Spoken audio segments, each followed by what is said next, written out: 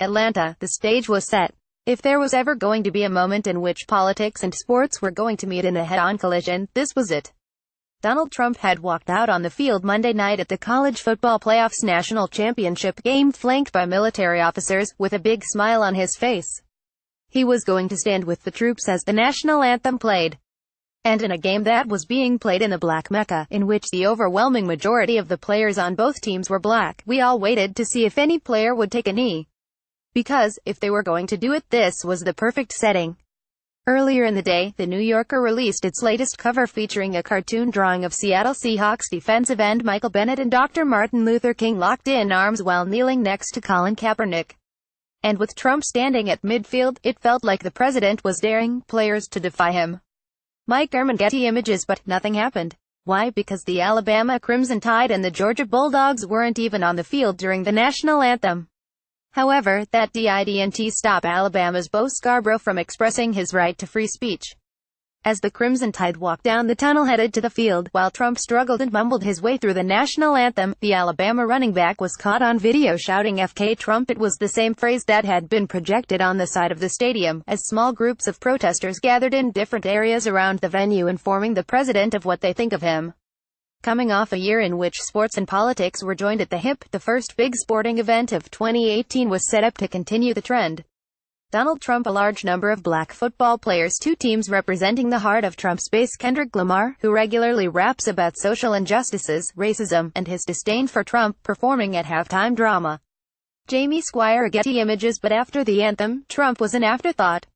And Lamar focused his energy on the 20,000 people who withstood freezing temperatures to see him perform.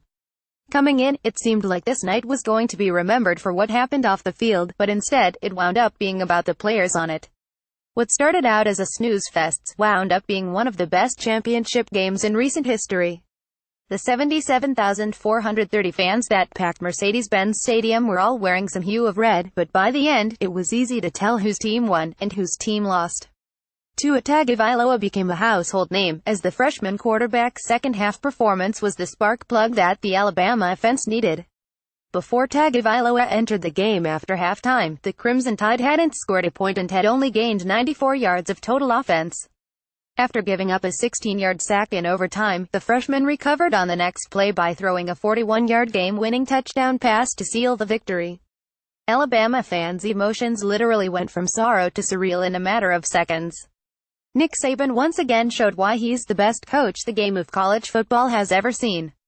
Like, who sits their starter for a true freshman in a national championship game, and it actually works? Street or like a Getty Images. Nick Saban, that's who.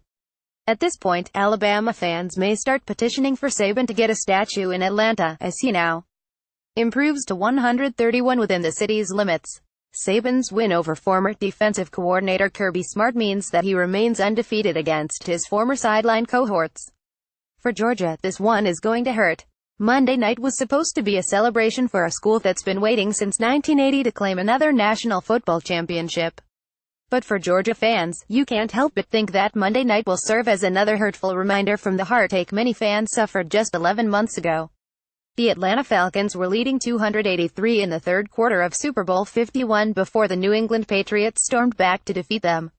And on Monday, UGA was up 207 in the third quarter before the Tide started to roll. Monday night was full of drama, but not the kind that was expected. In a weird way, it may have been what the country needed. Sports trumped politics.